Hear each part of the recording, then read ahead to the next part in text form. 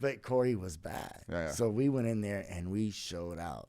And we ended up having to fight each other. Oh, tournament style. So y'all ended up, okay. We ended up having to fight each other at the end. And I ended up beating Corey. And, we never ended up having to fight again. But, right. I changed gyms and it's hard. Right. It's hard. As a father and a coach,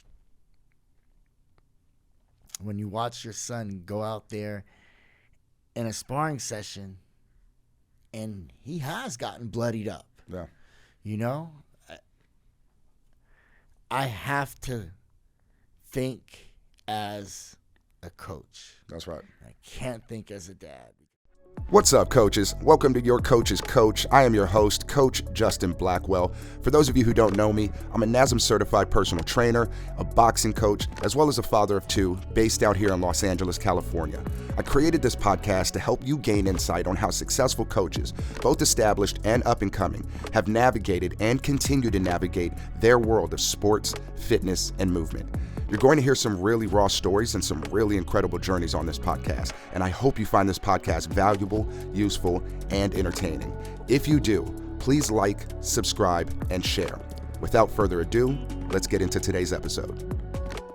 So first and foremost, thank you to everybody tuning in. I'm your host, Coach Justin Blackwell. Welcome to Your Coach's Coach. I have a cool set of guests today. Jermaine Soto and Jermaine Soto Jr.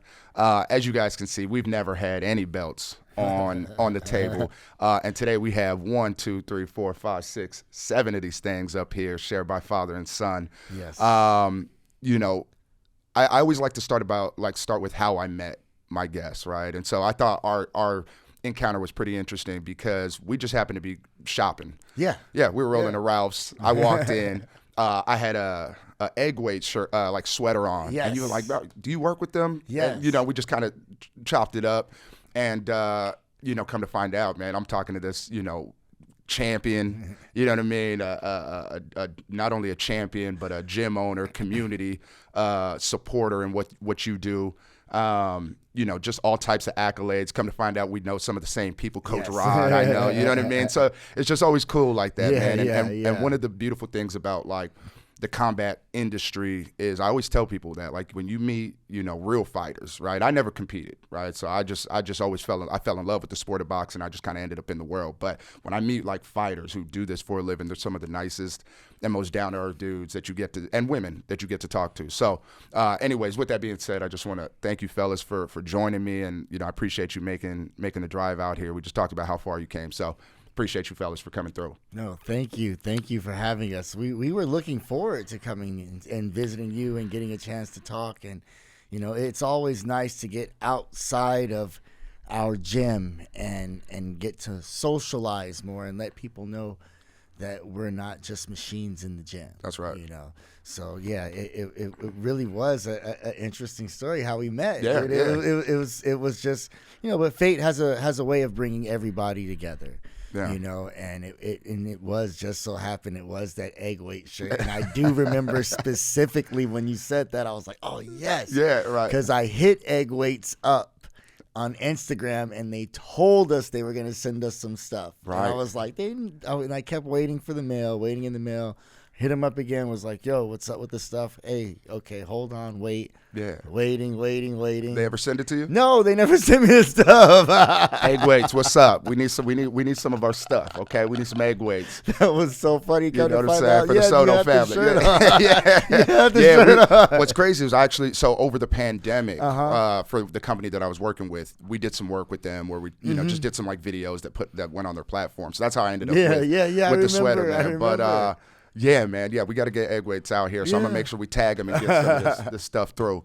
So that was awesome. Then we communicated because of the father thing too. Yeah, absolutely. And, that real men that really, that really want to be, want for their kids, I think they have like that kind of bond towards the other man. Even if you're in competition with that guy, like my son is competing against your son, but I respect what you're doing, man. That's right. I freaking love that. Yeah, It's great. It's great. There's something special about knowing a father's there. Exactly. Right? Because we all know it's very easy for a father to dip out, you know what I mean? And, so yeah, when you talk to another father, you have that connection. And it's so interesting. I told you guys I was watching your episode on Persian Legacy. Yes. And even as he's talking, man, I could just see you looking at him like, that's my boy. You know what I mean? And I respect that. And I understand. I know exactly what it is. My son's young, right? I have a 5-year-old.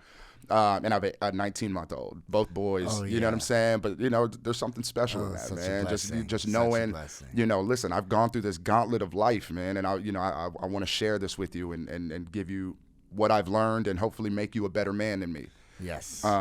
So, that's why today was so exciting. Obviously, when I reached out to you, you're like, yo, can I bring my son? I was like, hell yeah, say less. You know what I mean? Like, let's get it. So with that being said, what I want to do is I want to obviously start with a little bit of just your story. Everybody's going to wonder about the belt, so we'll talk about all of that stuff. But talk to me a little bit about just kind of where you're from, where you grew up, how life was like when you grew up. I'm curious to know kind of where Jermaine Soto came up and Yeah. Well, I'm a Valley boy, so I come from the San Fernando Valley. Okay. A lot of my life I spent in like Panorama City, Van Nuys area. Then we moved to Encino. Okay. Surprisingly, right. That's where I live now. Portola School, and I did a lot of my martial arts training out there.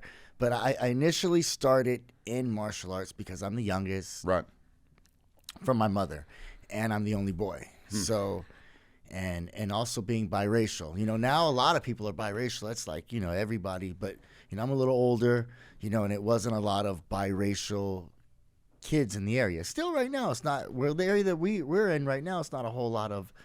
His school, he doesn't have a whole lot of biracial kids. But right. My mom was a little bit nervous that I might get picked on, which I did. I did get picked on, and I did get picked on for being biracial too. Yep. So she put me in martial arts. I was like maybe 8 years old, and I loved it. Yeah. I loved it. I loved it. It was like was it Taekwondo first? I started off with Taekwondo. Okay. I started off with Taekwondo in Pacoima. I think it was in Pacoima. Yeah, it was in Pacoima. Right. And I started off doing my Taekwondo there, and we're in the hood, right? So that's the right. kids, yeah. when it was time to fight, right, we wanted to fight. Right. So we would talk mess all during the week, and on Friday night we would show up to sparring. We would get down. Right, I had a homeboy, that's right. I had a homeboy named Corey, and Corey was like the instructor's first student when he got here from Korea. Because our instructor was like, still, unless he's passed, I've been trying to look for him, Master Oh Yoon Tak. He was the highest ranking black belt. Oh, wow. So yeah, he was like an 8th degree, then he ended up getting his 9th degree. So I want to drop a little knowledge real quick for a lot of people that don't know about martial arts and Taekwondo. But initially you hear a whole lot of stories in the belt systems, okay? In Taekwondo, we're supposed to get awarded our 10th degree on death, as we pass into our next life.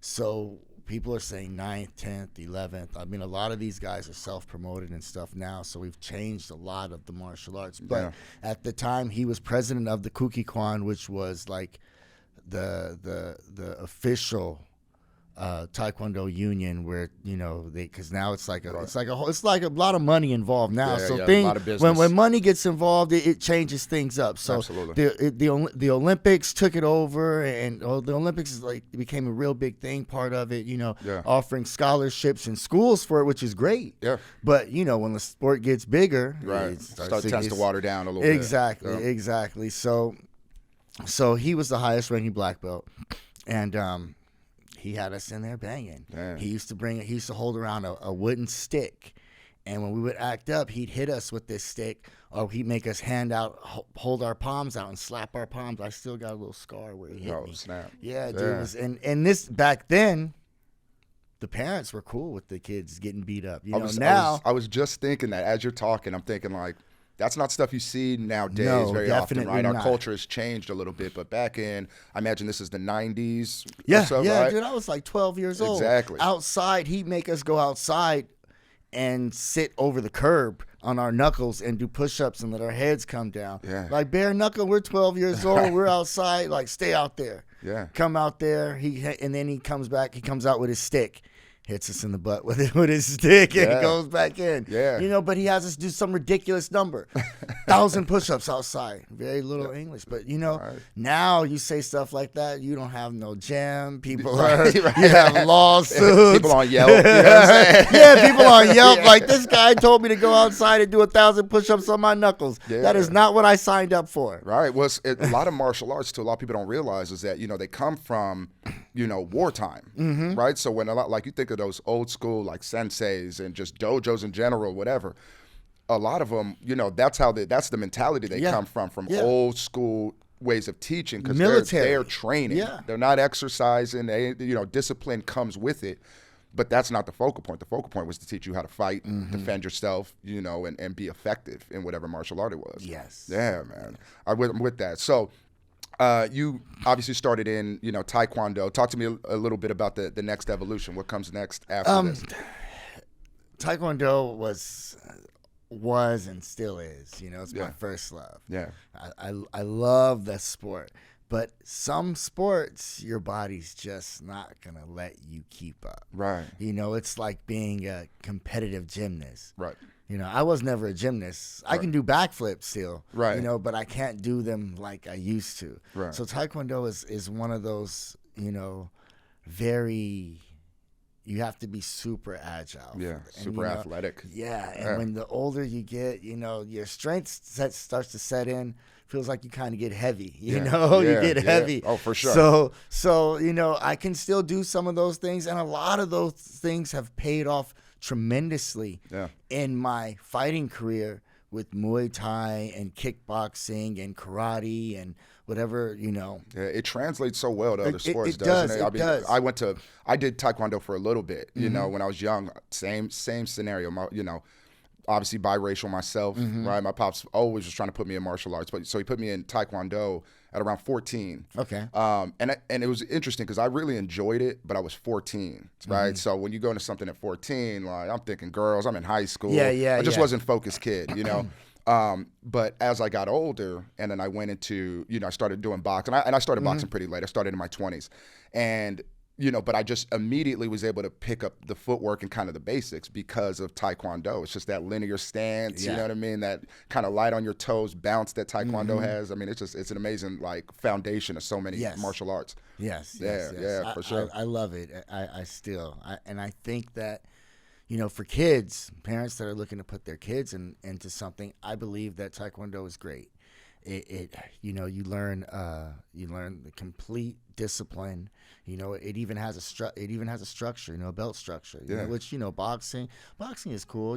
It's great. Yeah. But for a kid, right. It's like that kid has to really be pushed or really love it. With Taekwondo, when you start giving them the belts, it's like, hey, I like that. Yeah, it's the system, right? They have a kind system, of like a ladder. They have forms. They have a complete structure. Right.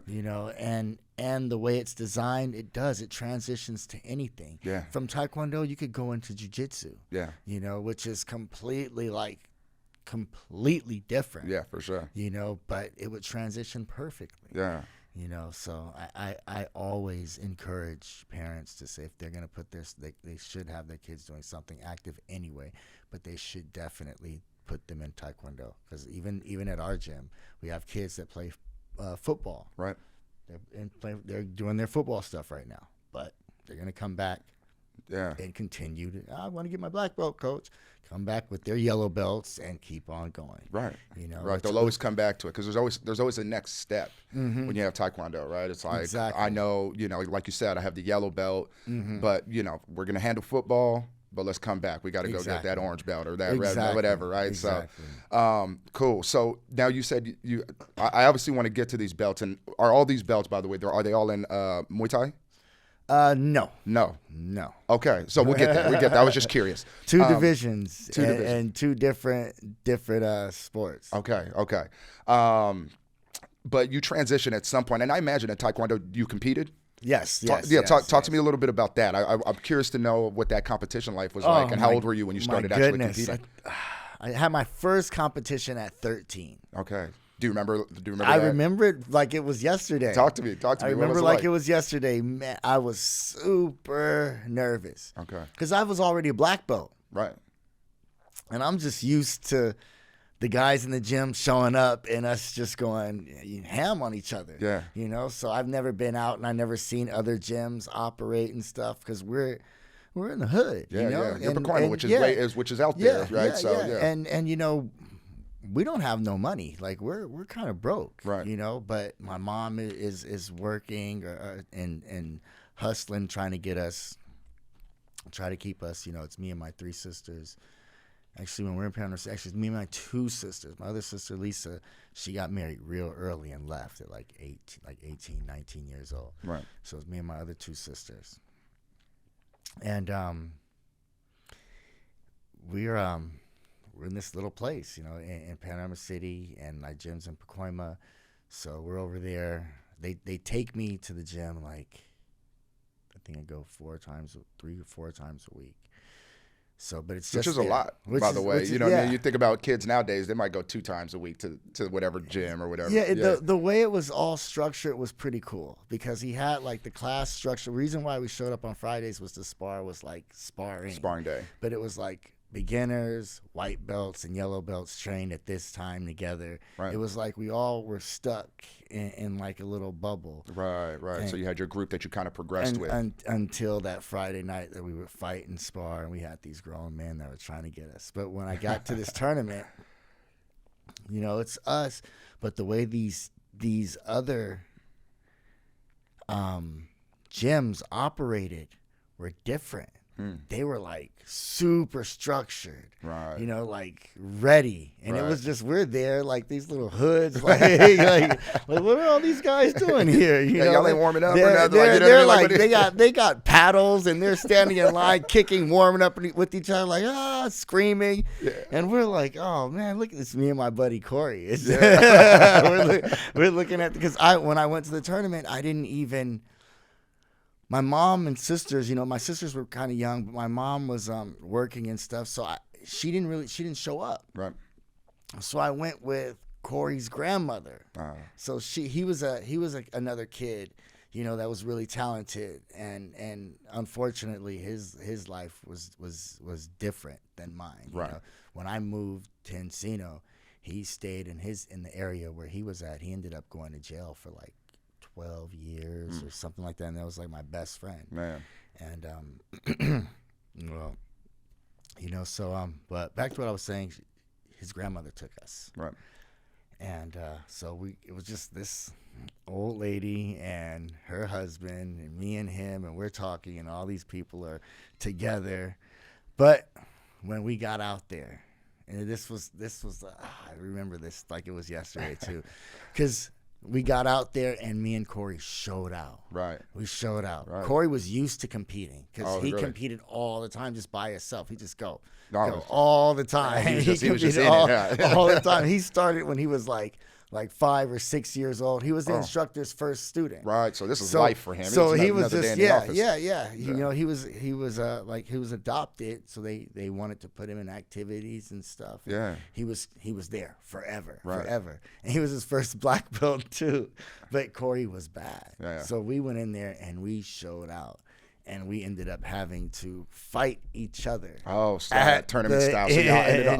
Okay. We ended up having to fight each other at the end, and I ended up beating Corey, and we never ended up having to fight again. But I changed gyms, and he stayed, and we ran across each other at a couple tournaments. And one time I was like, oh man, me and Corey are probably gonna have to fight this time.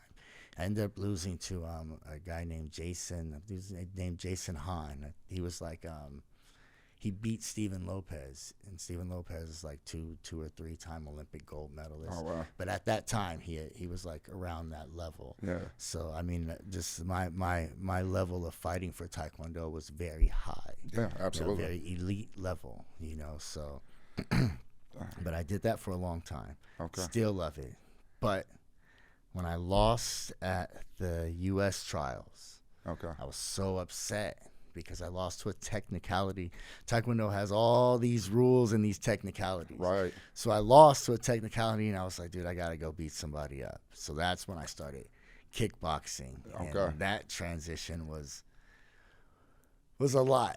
Yeah. It was a lot. Why It was that? a lot. Coming from Taekwondo was a lot because the point system, the rule setting, and just the styles. Right. Kickboxing was based more. It's about breaking you down. Yeah. Right? And it was Muay Thai specific? No. This was kickboxing. This was kickboxing. Okay. And it was based more off timing, knockout, and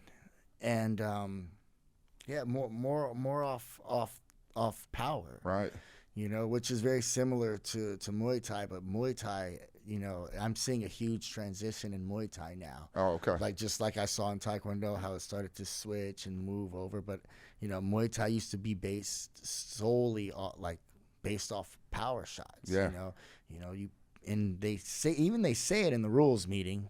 I mean, they do say that in the rules meeting. Like, yeah, if this guy hits you a couple times, pity pat, and you hit him one time with the power shot, then you're winning on the scorecards. But in most cases, it doesn't seem like that. Right. Excuse me. No, it's all good. In a lot of organizations and stuff, it just the rules. The sport. It's a sport. I know. It is a sport. And then they got to, and as you start to see, especially I feel like Muay Thai right now is on the rise, right? Yes, With it is. one championship. You got Rod Tang and all these just very high level guys in one. Yes. And I'm not a dude that knows everything about like Muay Thai or kickboxing at all, but I had a good buddy who was a semi-pro, and so we used to go to fights. We go to fights up in like Burbank and the ballrooms and stuff.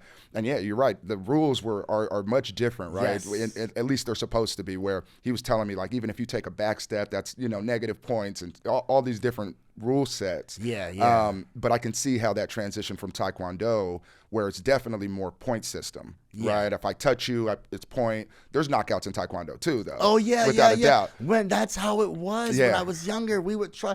You might have 6 or 8 fights, Right. So try to get this guy out of the way Right. away so you can chill. Right. Now it's like I'll fight all 6 of these people, Right. for 17 minutes each. Like, damn. I'm Like a marathon, you know what I mean? I'm not trying to do that. Yeah, I feel it. And so you make this transition into kickboxing. Do you completely leave Taekwondo at that point? I did. Okay. I did. My last fight in Taekwondo was, I believe it was, I can't remember exactly, U.S. Open or something. I believe it was the U.S. Open in Las Vegas. And I fought this guy from the Dominican Republic. Oh, snap. And he was like maybe my second or third fight. And this is what I was trying to do. I was trying to wait the clock out, because we were drawn. And he wasn't even that good. But we had a draw. We were tied with points. I don't know how many points we had, but we were tied. And he hit me and got a warning. So I was like, okay, well, he's got a warning and we're tied. They're going to award me. Right. So I just kind of danced and played. And when they stopped, they awarded him. And it was, I guess, either he had like he I don't know if he couldn't have been, I don't know if he was ranked higher than me or it was something ranking over me, his belt or either his something, but they gave it to him. Wow. And I called this big fuss about it. It was like, I need to see the rules, and they actually have like a big rule book there, and they brought out the book. Right. I was like, yeah, we're sitting there. I'm like, oh, dude. So he ends up getting the victory, and that was like the longest ride back home. Right. It's the longest ride. You said this was in Vegas. This was in Vegas, yeah. Oh man, I can imagine that must have been just devastating, right? In your horrible. mind, you're thinking, "I got this." And I'm like, I don't know. This is like my second try. How old are you at this time?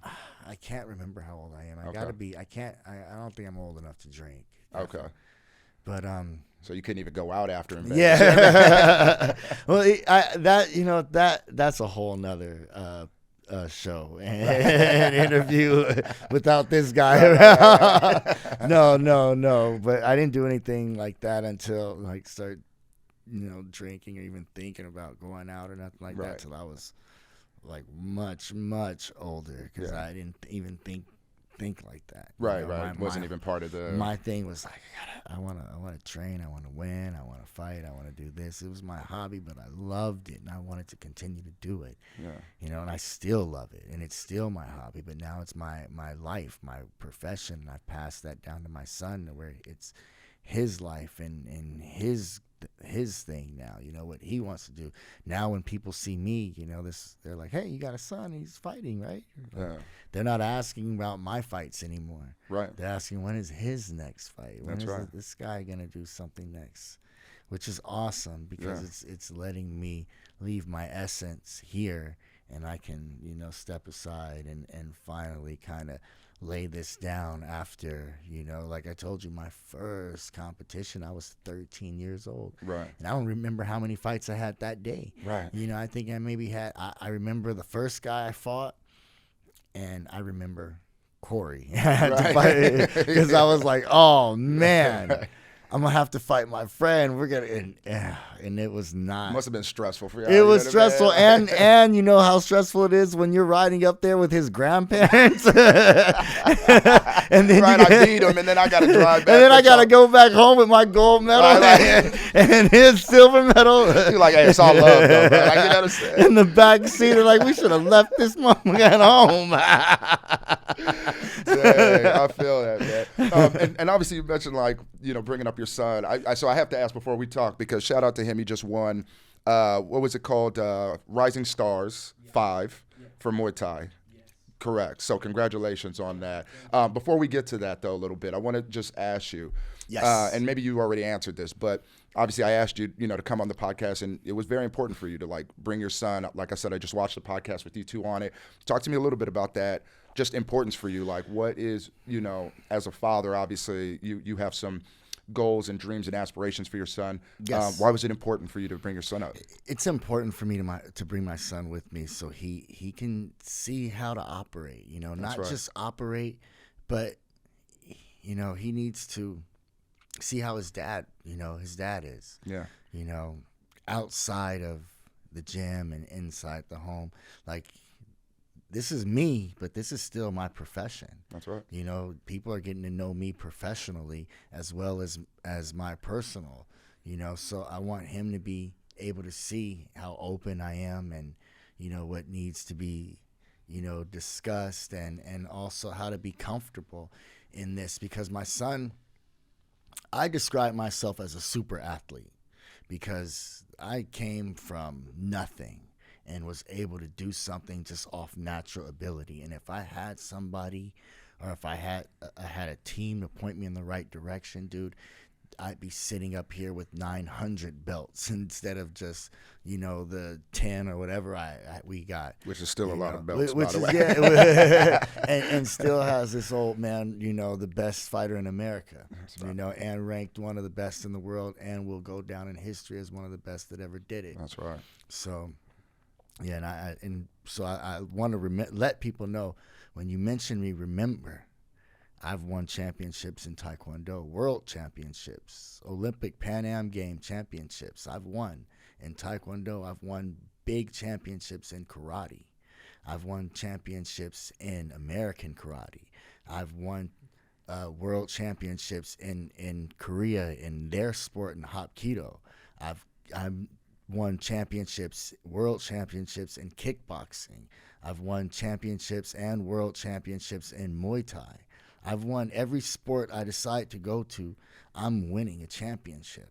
So I transition from every sport, and I don't think a lot of these Muay Thai people or boxers or any of these people can jump into another sport, as many sports as I have been able to, and continue to be, a problem, a threat. And it doesn't matter. I jump in this sport at 40 years old. You guys are going to have a problem. I'm looking to go to karate combat. That's right. And I'm 40 years old. They're going to have a problem when I get in there. Hell yeah. Wherever I go, it's going to be a problem. So next time I come here, I'll probably see a karate combat belt sitting up there too. Oh, yeah. Yeah. So I feel that I've earned my respect. And you know what? I have to get it. My son needs to see that. He needs to see that it's not going to be given. It has to be earned. Because like I said, I'm a super athlete. My son is an incredible athlete as well. He was doing really spectacular in football. Right. They wanted him. He's a big guy. Yeah. How old are you, by the way, brother? 15, man. Just a mature 15-year-old. And that's the one thing that I picked up on, just like right in when I looked at the interview that I watched recently, and obviously it's just amazing that, you have a father who's just so, not just respected, but accomplished, right? In the sport. Talk to me a little bit about you and, number one, how did you decide that you wanted to start fighting? Because, listen, I got a 5-year-old right now, and I train him in boxing, but he's over it. You know what I'm saying? Like, I train him because I tell him it's like math and English, right? Like, you just have to know it. But he doesn't have a passion for it, and he's still young. But talk to me a little bit about you and your passion for it. That's a funny story. Ever since when I was, how old was I? What, about? You've been in the gym since you were toddling. In the crib. Right. He brought me in the gym, and I was in there. I couldn't walk. I was just sleeping. Right. That was home. Yeah. I was in the gym, and at first I didn't want to train with him. Okay. I did jiu-jitsu. Okay. I did jiu-jitsu for 4 years. I went to Worlds 4 times. I tried out, or I went to Worlds 4 times. I got silver all 4 times. Okay. Hey, Worlds is a big event though, man. So Same kid always beat him. but the parents did come and say, hey, the kid competes all over the world, right, and trains, and he said he trains all year just for him specifically. Right. And he did like a few tournaments. He was sponsored. Yeah. Okay. Yeah. Congrats on that. Yeah, I went to Worlds one time. A buddy of mine competed in Worlds, and you see all the names in the industry and in the world of jiu-jitsu. They're coming to Worlds, so that's a big deal. But yeah, keep going. My bad. I didn't mean to cut you off.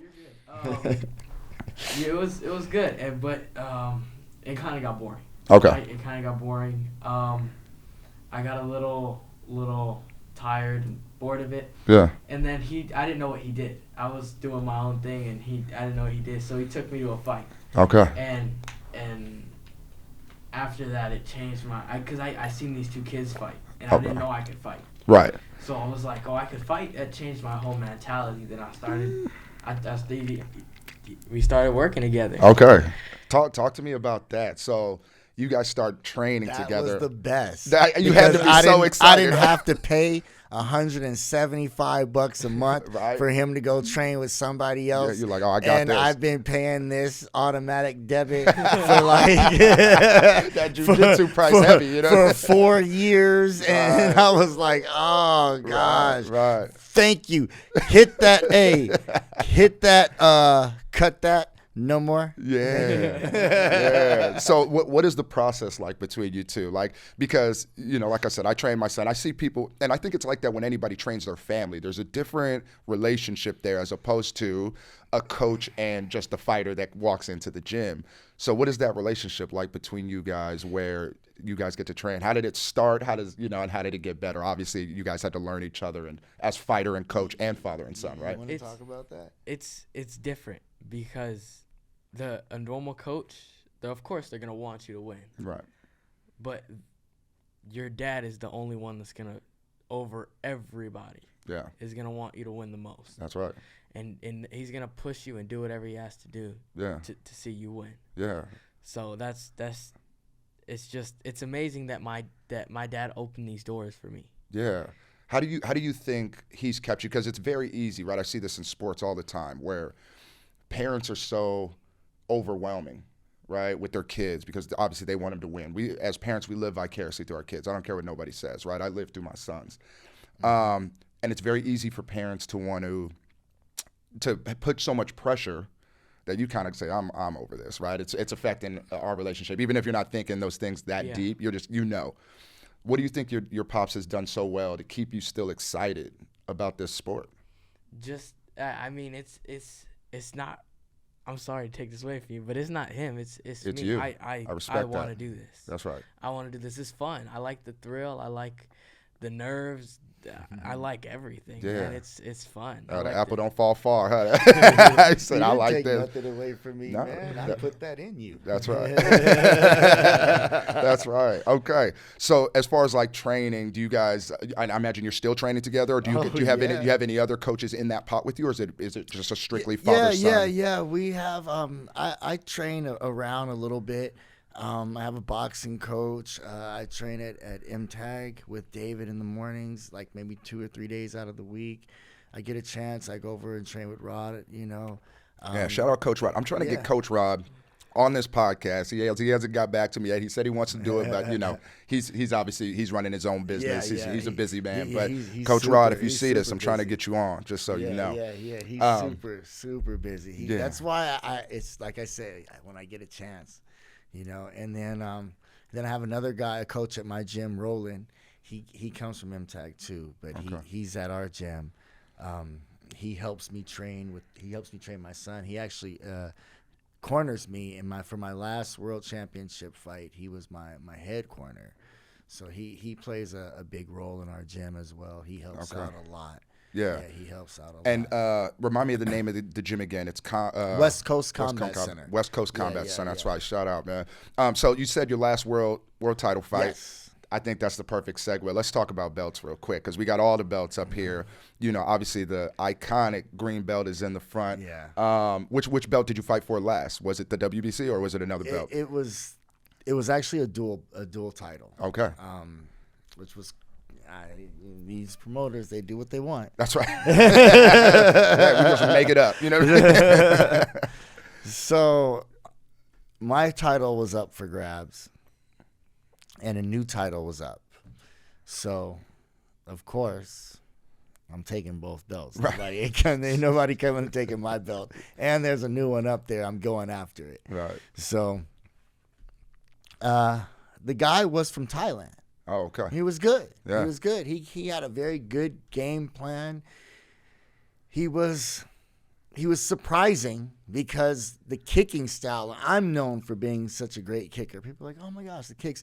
And it's not, my one particular kick. It's from my diversity of kicks because of Taekwondo. Right. And I can hit you with anything. Right. So, which is one of the things that I really had to play with this guy, because every time I would throw a kick, you counter with a kick. It was like they're very traditional, typical. He's coming back. Like, this is what I've been trained to do. He does this, I do this. He does this, I do this. He does this, I do this, which is awesome, because I love when your coaches train you for that, because we're so unpractical. So we'll come with something, just way out the blue. Right. So I set him up beautifully. I haven't seen the fight, but I did see a little bit of the highlight. And also that knockout got me knockout of the year. Yeah. So I won knockout of the year. Shout out to Was this the spinning Muay head Thai. kick, or was this another one? This was another one. Okay, This is another one. Yeah, this guy, that guy was from Iran. Oh, Iran. yeah, from head Iran. off his shoulder. I was showing my lady that fight. We watched it together. She was like, my goodness. Yeah, that fight yeah. was 38 seconds. Yeah. But this one lasted a little time, because Okay. the guy, he played the game. And then Right. when I try to hit him, I see his eyes roll back and his head and weak clench. And we're in that hugging and, knees, elbows, back and forth. But he's definitely trying to beat me on the points. Right. So I leave, an opening, and I bait him in. So I let him tag and get comfortable with what he's doing. So when I fake, he leans his head out.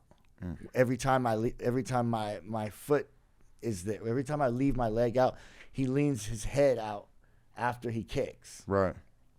So I left my leg out there so he could kick it, but I moved it real quick. So he put his head out.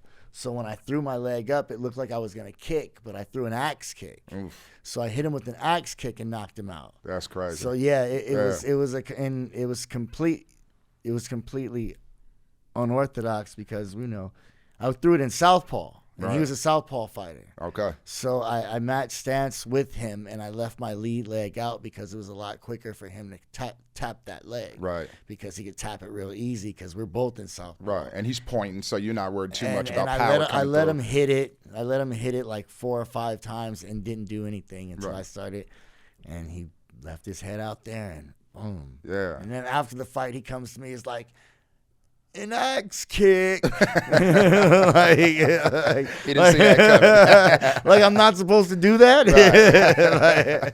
Like, what kick would you have preferred? Right. It doesn't matter which one. It's just something's coming. You know what I mean? Okay. So which 2 belts were it was this one. This one back here. I'm supposed to have 3 of these up here. Okay. So promoters. We just didn't have enough table space. Promoters, please, when your fighter fights, have the belt ready for him out there. You know? Right. That's the we picture. train hard. Let us get our stuff. Yeah. Not having a belt out there, and then when you got other fighters calling you saying, "Hey man, how long did it take you to get your belt?" That's like that's a problem. That's a problem. Yeah. That's crazy. Which one is your favorite belt, by the way? I have to say this one, the WBC. The WBC. Yeah. That's the one that everybody recognizes. That's the one that everybody wants. That's the one that everybody works hard for. Yeah. The WBC. That's the biggest. The green fight. belt. That's the biggest fight organization, not organization, but I guess fight sanctioning body. Yeah. In the world. Yeah. They're everywhere. Yeah. You can't get much bigger than them. And then probably behind that, I'd probably say this WKL. Okay. Yeah, that I believe they're also affiliation with the WBL, the W Boxing League. Okay, so makes sense. They look exactly the same. Yeah, why that one closely after the WBC? It just because I like the color. Okay. I just like the color. I just like the way that belt looks. I just like the way it looks. It looks nice. Yeah, and then Junior, which one is yours again? Remind me. I have that one, this one right here, the black one in the front, and we share this one. Let me make sure I'm not hiding that so you can see it. Get that on cam. That's when he was little. So that's cool. He was little, so they had to give him a little belt. Yeah. As he's gotten bigger, the belts are getting bigger. Yeah, definitely not fitting that anymore. And so you just had this fight for Rising Star. Yes. Was it for a belt? Yes, it was this one right here. Okay. So talk to me a little bit about competing, like, for you, right? So you just had Rising Star, which was on March 2nd, I think, if I read that correctly. Yes. How did the fight go? I tried to look it up. I couldn't find it. Oh, yeah. So, talk to me about the fight. Like, it was fun. I came off just trying to knock his head off. Right. So the whole fight, I trained super hard. Right. So I didn't gas, and usually when people try to knock people out, they gas. Of course. But my dad trains me very well and effectively, so I didn't gas. For sure. And so I imagine, obviously, you're still in school. Yes. How are you, and how do you guys as a family unit balance sport and school? Oh, we have a perfect, like a perfect little triangle. Okay. His mom handles his school stuff. Yep. And when there's a problem at school, then she notifies me. Right. And I handle all that stuff. Right. But she handles his schooling, making sure, and she notifies me. And when they have meetings and stuff, we all go. Yeah. But she's very tentative to that, and that's like, she works in computers and stuff, and that's like she's got everything down to like a science for him, even a schedule block like for him. So all that stuff is cool. Yeah. I just sit at the gym and wait for him to show up. And when she drops him off at the gym, then he's mine. That's right. Welcome home, and son. I know, like, what happened at school, because they notify me too. Like his school, he goes to a really good school. Right. Puck schools are absolutely incredible. Yeah. They're schools, like he's doing very well in the school. Nice. The teachers are super supportive in him and what he does too. Like, yeah. It's incredible. Yeah. And I couldn't ask for like a better platform to get this kid off to make a successful life for himself, because the kids, even his teachers, show up to his fights. Oh, that's that's cool. Like, do you still play any other sports? Are you still in football or anything? No. So right now Muay Thai is where it's at for you. Yeah. Okay. And I really wanted him to do football, because I know how fighting is. You know, I don't know about football. Right. I see it, but I know fighting is hard. Yeah. Rough hustle. This is hard, and you don't get any breaks. Right. And you don't have a lot of the same. You're not going to get a scholarship. Yeah.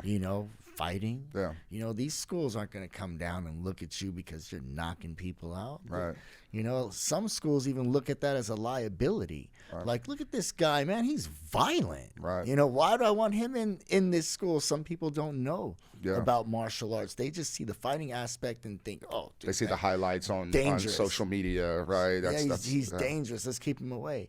There's a lot of opportunity with football. And he is a great athlete, and he's really good at football. He was, and he enjoyed it a lot. We had one of his teachers, one of the coaches, he came down and I started training his kids, and eventually my son started going with him, Right. 1 day, 2 days, and 3 days out of the week, where he's over there 3 days, and then he's over here with me 2 or 3 days, but I really respect football, and I like it, and I wish I could have done it. Part of me is like, dude, I wish I could have did it, but I was doing this, so I couldn't go to the practice and and train. Yeah. And two contact sports is, I don't know anybody who's really doing that like at a high level. I'm sure there's kids that do it, but you can't. It's hard to go from Taekwondo or kickboxing and then into football practice where you got linemen trying to take your head off, right? Yeah. So it's a rough. Yeah, definitely. Talk to me a little bit about your gym, right? So West Coast Combat Center.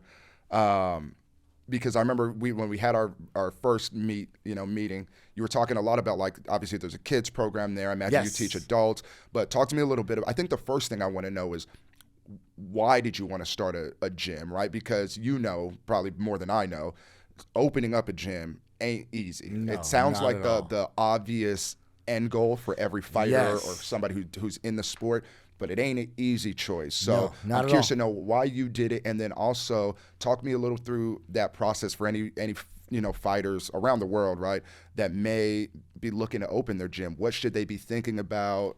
What are the things that people just don't know about that side of the business? And tell us a little bit about your gym itself. Well, if you're opening a gym, it really depends on your purpose. Right. What is your purpose? Do you want to make money from the gym? Because you definitely can do that. You can definitely make money. You can make a lot of money from a gym. But it depends on how you operate. Are you trying to just make the money? Are you trying to really help people? Or are you trying to help the community? Or are you trying to build fighters? Or are you trying to build athletes?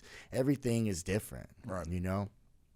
And most of the time, if you're trying to help the community and you're trying to keep people off the streets, give kids a better way, that doesn't come with money. Right. That comes with your own money you have to use, and, like I said earlier, our gym, it's in Arleta. Right. But Arleta's formerly Pacoima. Right. So that's where I'm back where I started, Yeah. So I know how that area is, and I do my work, You know, I have my nonprofit. You know, what's the nonprofit called, by Our the way? nonprofit's Home of the Champions. Okay. We're actually going to be starting to do some more stuff with that. I have my secretary is our San Fernando Commissioner, Patty Lopez. My treasurer is, you know, the guru, his mother with the finances, and you know that thing is really to help out the community. That's right. You know, that's what we want, because the West Coast Combat Center, I've been helping out a lot of people with that, Right. and that's been costing me a lot. Right. You know, and it's rough to do that.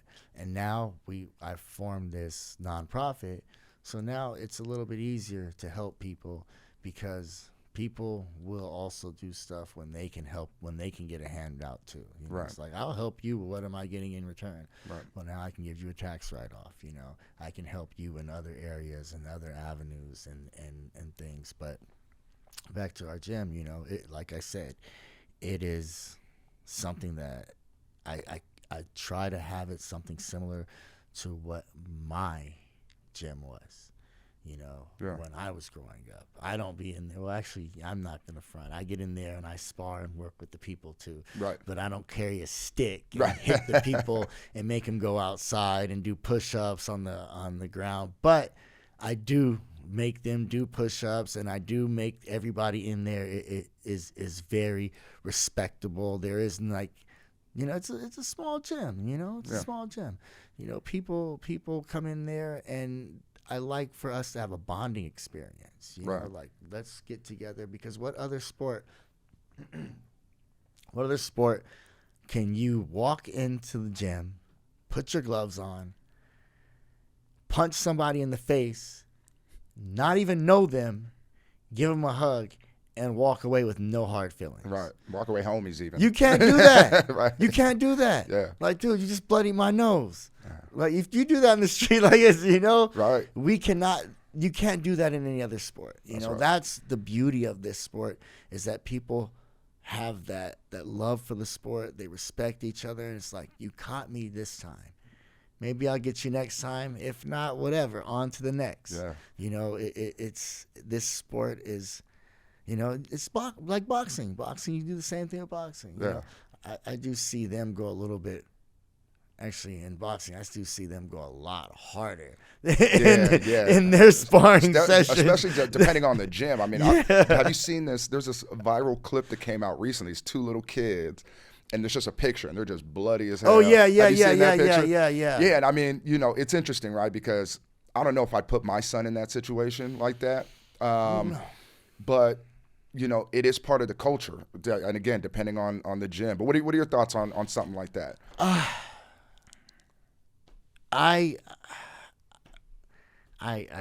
It's hard. Right. It's hard. As a father and a coach, when you watch your son go out there in a sparring session and he has gotten bloodied up, you know, I have to think as a coach. That's right. I can't think as a dad, because I'd be in there like, oh, my boy. Oh. Right. But as a coach, I'm paying attention and making sure, like, okay, why is he bleeding? Is it something that needs to be stopped? Right. And most of the time, not really. Yeah, cut here and there, right? Yeah, little stuff. Little stuff. Yeah. Little stuff. I mean, sometimes I'll look over and you'll see somebody bloodied, and they're beating the crap out of the other person. It's just like, you know, I have one kid in my gym.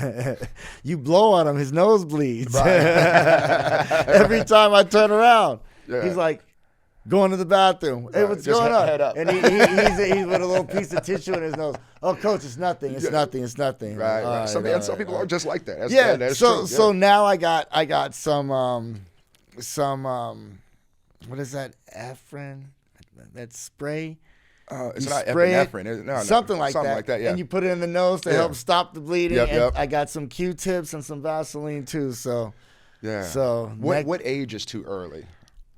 So when I look at that picture, I don't know how young those kids are. They look super young. And I'm thinking in my head, I was like, maybe they're a little too young for that level of violence. But, like, Yes. I don't know. Once you start hitting that preteen to teenage years, I think eventually it has to be for real, right? Because the kids hit harder, they're bigger, they're stronger. Yeah. So I think that was my thought. But, yeah, do you have and you would know better than me, right, Coach? Like, that's why I asked. Everybody is different. Right. But I feel like kids can have controlled sparring at like 4 or 5 years old. Okay. Against other kids their size and fully protected. Because Right. in Taekwondo, man, that is I can't speak too highly about Taekwondo, the sport in a whole, Right. because it's transitioned Right. so much. But when you see the kids spar in Taekwondo, Yeah. headgear, mouthpiece, Chest. hands, and they're not even punching, but the hands, or some of them are punching. If they're punching, they got big hand wraps, Yeah. elbow pads, a big old chest protector, Yeah. this huge cup like boxing, shin pads, Yeah. foot pads. Like, you spend $200-something worth of gear Right. just for that stuff. The kids walk out there like this, like Can't even kick. like kick, fall on the ground, and can't get up. You I've know, seen that, yeah. but it's not like, they're fully protected, Yeah, and for sure. they match them very well, and the Right. rules are very particular and specific.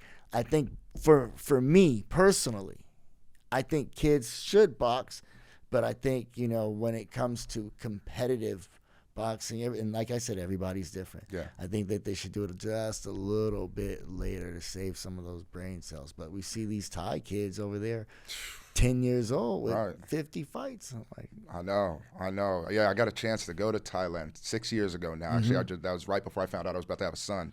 okay. And so, we're over there, and you see kids. I mean, it's a national sport there. You Yeah. know what I mean? So the same way we love football and stuff here, it's the way their kids are getting trained. And you're right, man. They're training at a super young age. By the time they're, in their teens, they have an extensive amateur career or, some even pro career, right? Like, it's crazy. He spent the whole summer in Thailand. Talk to me We about sent that. him over there, and Yeah. by himself. Well, not by. I didn't go. Right. But he went with Grandpa. But it was a lot. Like, Yeah. by We're himself. at in Thailand. Oh, we went to Bangkok. To Bangkok, yeah, that's where I was at. In Phuket. And Phuket, okay. Yeah. Yeah, you got to go to Phuket, right? A Yeah. lot of good training over there. Tigers over there, right? All that is Yeah. over there. Yeah. Yeah, talk to me about that experience a little bit. We went to Fight Academy, and we also in Bangkok, and then in Phuket we went to Fairtex. Fairtex, oh, nice. That Nice. Fight Academy and Yeah. well, Yeah. That's where Super Leg and was sparring Alex. Muay Thai Academy. Yeah. You said Fight Academy. Oh. Yeah. Okay. Yeah, you're like, what gym is over there? My bad. How was the training over there different for you? It was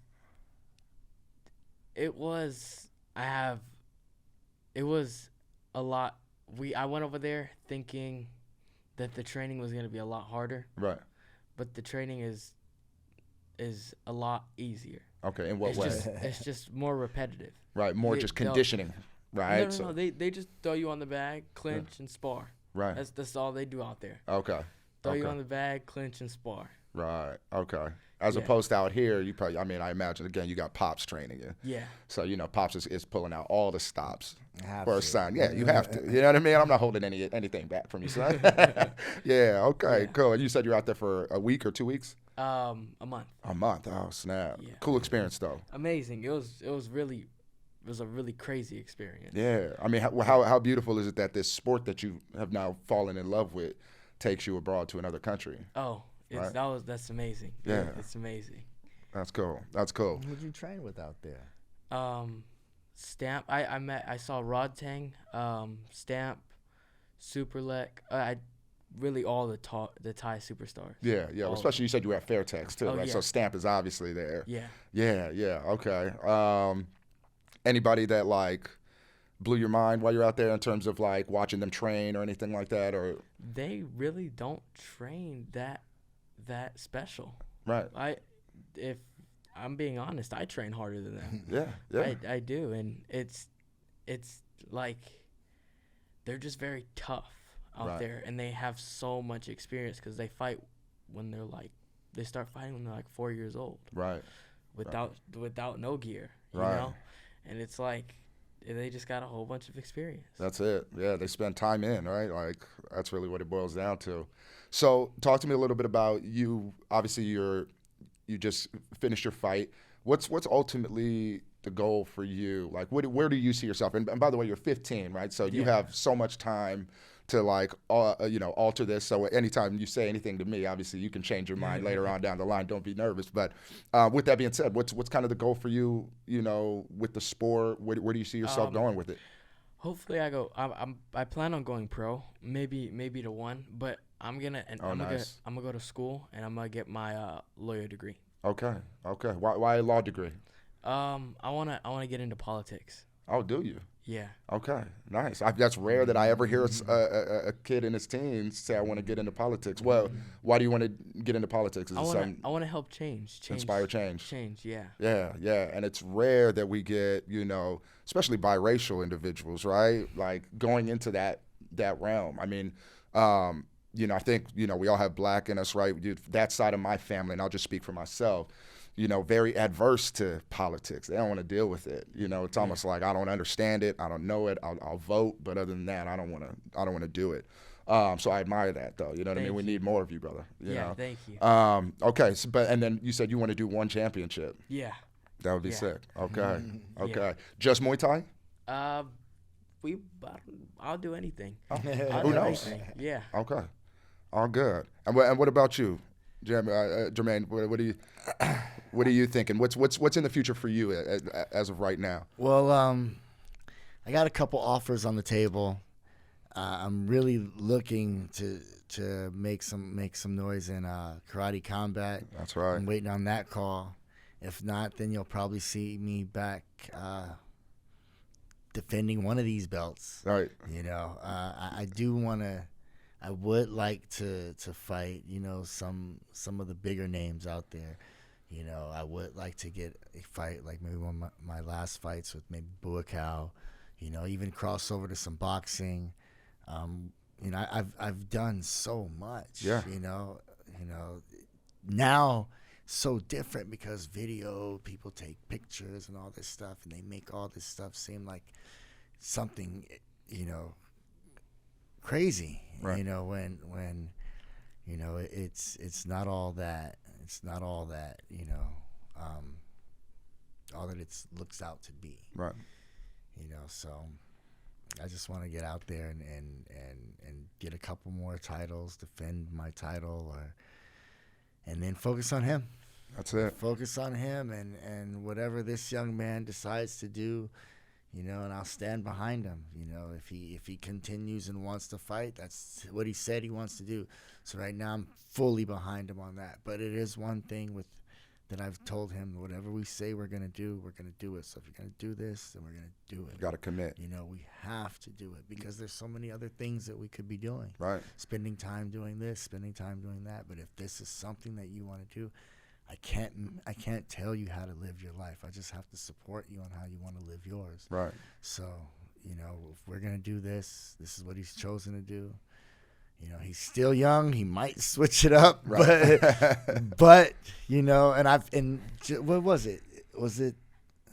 It wasn't that long ago. I asked you about football again, didn't I? Yeah. You ask me about it all the time. Yeah. Yeah. And why don't you want to do football, if you don't mind me asking? I love football. Okay. But if I had to choose one, it'd be fighting. I understand. It'd be fighting. It's just the one that calls you the most. Yeah. Yeah.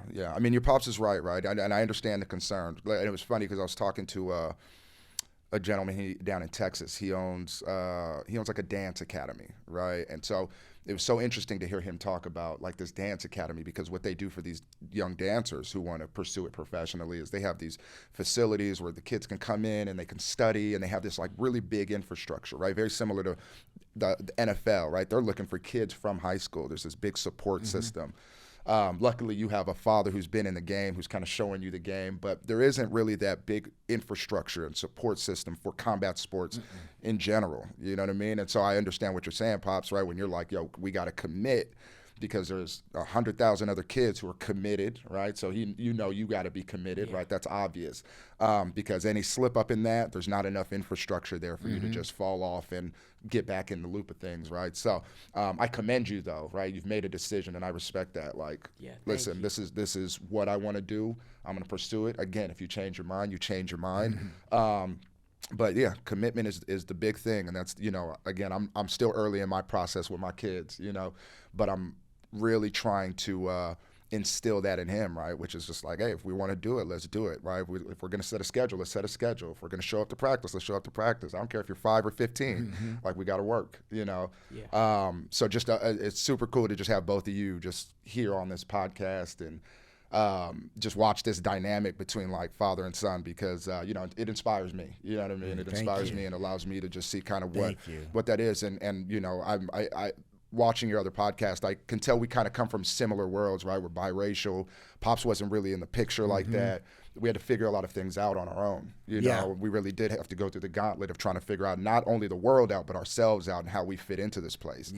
And so I know the game plan that you're on, where you're like, okay, I've learned a lot. I don't know it all, but I learned a lot. You know what I mean? And I'm going to share every ounce of it with my boy. And are you the only son? Yes. Only son. Well, I have another son. Okay. I have another son. He's in college. He's grown. Yeah, he's a grown man. Yeah. But you're 15. He's in his 20s. That's right. He's in the thick of it right now, right? When you talk about 13 to 17, 18, really, 18, 19, you can probably say like that's when you're doing the most figuring out of life, right? As you're in high school and all that stuff. So, but he was a super athlete too. Oh yeah, Jaden was a super athlete. That's right. Too. He ran genetic. the turtle. he ran the hurdles. He was bad. Yeah, man. But it was that he didn't want. His mom didn't want him fighting. Yeah, understood. She was like, nah, we're not doing that. He was with her, and Yeah. But hey, he's still young. He might come around and want to fight. Never know. He's got it in him. That would be awesome if he did. Yeah, maybe one day. So first of all, we got to get you on Karate Combat. So I want to make sure I'm just saying it. I'm going to make sure we tag him. You know what I mean? See if we can support that vision. Oh yeah. But and I wish we had more time. We have usually about an hour here, so we've kind of run out of that time. But I want to thank you. Thank you guys, man. Like I said, this is a super you. Special episode to me just to have you both here. I believe the universe makes no mistakes, and I think I ran into you at that grocery store for a reason. I imagine we'll have have another conversation like this. I'm sure. But with that being said, before we get out of here. Definitely want you to plug the gym. Where can they find you? Where can they find both of you? How do they follow you and get in contact? I'm Jermaine. It's my Instagram. Jermaine _Soto _. You want me to look it up real quick? Let me double check. Jermaine _Soto _. Or you just find me Jermaine Soto. Yeah, just look up Jermaine Soto. Google Jermaine Soto. I'm the first one that should pop up. And then I have my Instagram and all that stuff. And then also West Coast Combat Center. And me and my son, we both fight out of that gym. The gym has produced world champions. We've been around for about 7 years. We do private training. We're really trying to focus on getting the kids class together. We want to help the individual youth. We want to help promote the kids and keep them off the video games and keep them healthy, because a lot of kids are battling obesity, especially in our area. Yeah. Before I even let you move on, I don't want to cut you off, but you're bringing up something I wanted to touch on real quick from your perspective, and you mentioned it earlier. A lot of parents, where we talked about it, a lot of parents, they see their kids going through tough training, or there's this image of violence. What would you say to parents who are maybe considering it? They understand that maybe my son or my daughter should do martial arts, but I'm nervous for them. I'm scared that it might turn them into somebody violent. And we can see, obviously, that that's not necessarily true, but just from Coach, what is that message to those parents? You know what? That really comes down, discipline starts at home. Let's just be real. I mean, I try to teach all my students. I use the Taekwondo aspect and kind of spectrum with the belt system and so on and so forth. But realistically, I shouldn't have to be teaching these kids a whole lot of discipline if the parents are enforcing that at home. When you do something, When you eat something, put it away. When you bring out a toy, put it away. Clean up after yourself. These things are done at home. That's right. You know, and if these kids are not doing these things at home, how do you expect me to be able to enforce this stuff on these kids? I have to train the kids and discipline them. You have 1 hour with me. You have the rest of those hours, 8 hours at school, 9 hours at school, and the rest of that time with their family. You know, that's really the parent's job. That's you right. know? And that's part of being a good parent, because you're not going to send your child somewhere if you don't do a little research about the instructor, and also talk to him a little bit. You know, hey, I don't like his instructor too much. We all have those teachers at the kids' school that we don't really like that much, but we have to, cooperate with them and coincide with them, because that's their teacher. And Right. you know what? You get your act together, so I don't have to come there and talk to that teacher that I don't really like either. You know what I'm saying? That's right. So Yeah. that's with these parents. And a lot of these parents, they give them the phone, and I know we work and we have a lot of stuff that we have to do, but it's important that we take a little bit of time out and communicate with our kids. And yeah, I know it's rough, because I'm with mine all the time. Yeah. And it is rough Yeah. with him being that I'm with him all the time. Yeah. I still, when I turn my back, I got to be like, hold Yeah. on. Let me make sure. That's right. Let me make sure, because we live in a different time where these cameras and these phones and all this stuff is just like, it's accessible. So kids are learning stuff, and they don't pay us any attention anymore, because they're watching these social media or supposedly reality stuff, and they think like, they did it like this. I don't want to do it like that, mama, like this. I know. We're dealing with that Yes. alternative influence now. I mean, I guess it's always there. It was always there, right? We used to watch MTV Cribs and stuff when we were young, yeah. but it wasn't in the palm of our hands. Yeah, do you remember Aaliyah Yeah. and Genuine and Timberland? Yeah. They were wearing Tommy Hilfiger and Nautica, which was affordable, but was still expensive. Now these people are wearing Gucci, Balenciaga and all and, that and wild these stuff. these things that are $2,000 shirts. When we were watching the artists and stuff, oh, it was a $150 jacket. That was a lot of money, That but was. it wasn't like. Yeah. $150 was doable. Right. We could figure that out. We could go to Foot Locker and get these. Yeah. It's not like that anymore. They're wearing stuff that is just Right. It's over the top and through the roof. And it's. I get it. It's influencing. I get it. But listen, I mean, just from everything I'm watching, man, you got a game plan. I'm watching you execute as a pops, man. I respect it. I'm sure. Thank you. I'm sure son recognizes it, even if he has his moments, right? Like all our sons will. But once again, I just want to thank you guys for showing up, for taking the drive. I'm looking forward to doing it again. West Coast Combat Center, Jermaine Soto, senior and junior. Triple J. Triple I think J. You find him as Triple J. Triple J? Instagram? Yeah. Triple J _WCCC. Okay, Triple J _WCCC. Let me make sure I follow right now. So you know what I mean? So I can share that. Say it again. Triple J _WCCC. Boom. I got you. Cool. So that way I can share it with you guys. And for everybody listening, I just want to thank you for tuning in. Like I said, this was a super cool episode for me. Looking to do more of these things, but thank you for tuning into Your Coach's Coach. I'm your host, Coach Justin Blackwell, and make sure you like, make sure you subscribe, make sure you share for more content like this, and can't wait to do it again, fellas. Thank you so Go. much. We Thank you, guys. appreciate you guys. Go.